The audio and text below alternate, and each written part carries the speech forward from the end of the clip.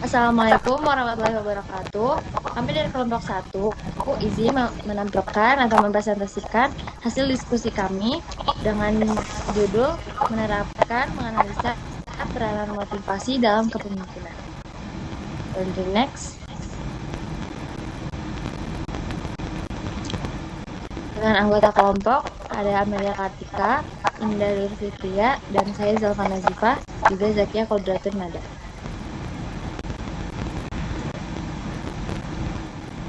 Selanjutnya ada definisi motivasi yang akan dijelaskan oleh rekan saya yaitu Indah Nur Fitria. Para Indah dipersilakan.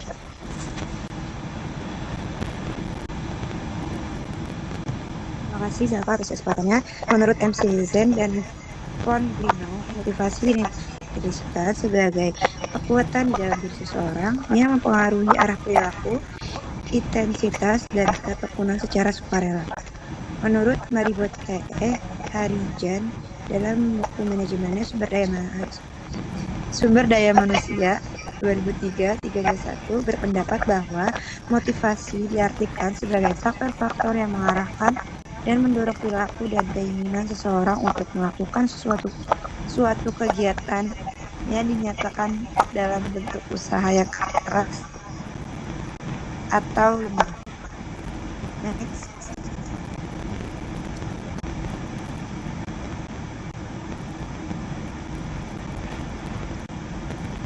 Peran motivasi dalam kepemimpinan.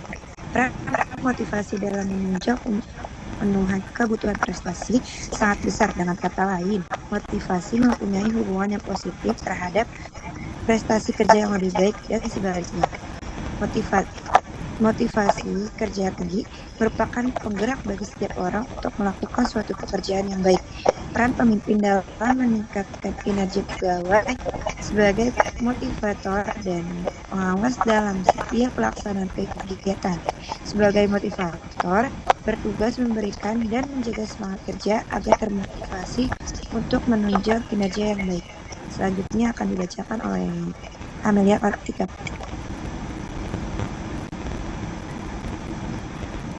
Baik, untuk selanjutnya itu ada teori Maslow. Abraham Maslow mengemukakan bahwa pada dasarnya semua manusia memiliki kebutuhan pokok. Ia menunjukkan dalam 5 tingkatan yang berbentuk piramid, orang yang memulai dorongan dari tingkatan terbawah. 5 tingkatan kebutuhan itu dikenal dengan sebutan hierarki kebutuhan Maslow, dimulai dari kebutuhan biologis dasar sampai motif psikologi yang lebih kompleks. Kebutuhannya itu ada 5. Yang pertama kebutuhan fisiologis, rasa lapar, rasa haus, dan sebagainya. Yang kedua ada kebutuhan rasa aman, yaitu merasa aman dan terlindung, jauh dari bahaya. Yang ketiga kebutuhan akan rasa cinta dan rasa memiliki, yaitu berafiliasi dengan orang lain, diterima dan memiliki. Yang keempat kebutuhan akan penghargaan, yaitu berprestasi, berkompetensi, dan mendapatkan dukungan serta pengakuan. Yang kelima itu kebutuhan aktualisasi diri, yaitu kebutuhan kognitif, ada mengetahui, memahami, dan menjelajahi. Kebutuhan estetik itu keserasian, keteraturan, dan keindahan. Kebutuhan aktualisasi diri, mendapatkan kepuasan diri, dan menyadari potensinya. Boleh di next. Yang keempat ada prinsip umum motivasi. Individu dan dinamis, motivasi tiap orang unik dan bisa berubah setiap keadaan, tujuan spesifik, sasaran jelas, dan menantang meningkatkan motivasi. Kebutuhan dasar yang terpenuhi jadi landasan motivasi yang tinggi. Penguatan, ujian atau imbalan memperkuat motivasi untuk mengulang perilaku baik. Intristik versus entristik, yaitu motivasi dari dalam. Intristik umumnya lebih bertahan lama dibanding dari luar atau ekstrinsik.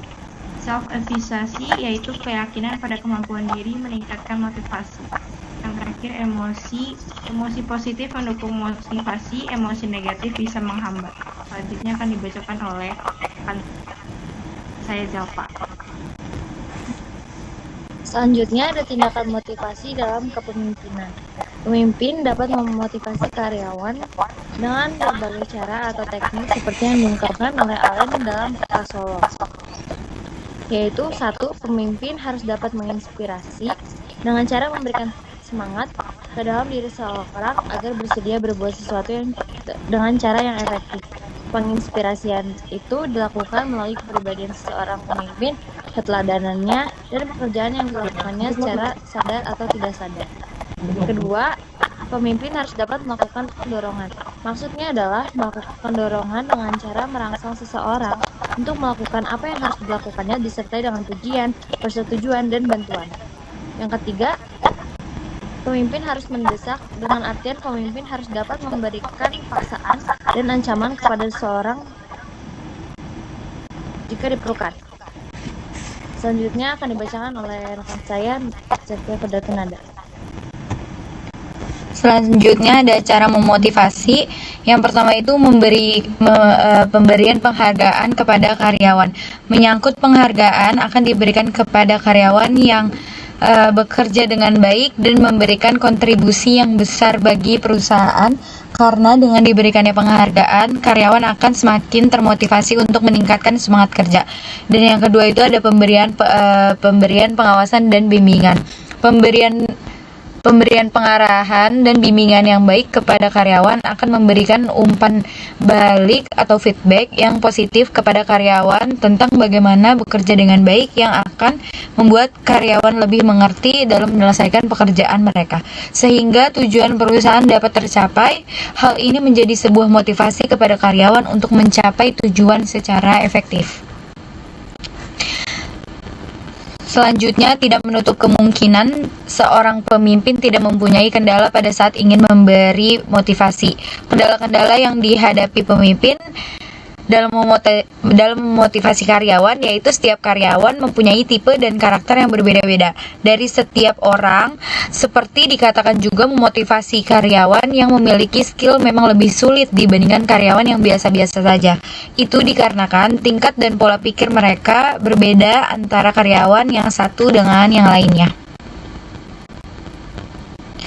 Selanjutnya ada daftar pustaka.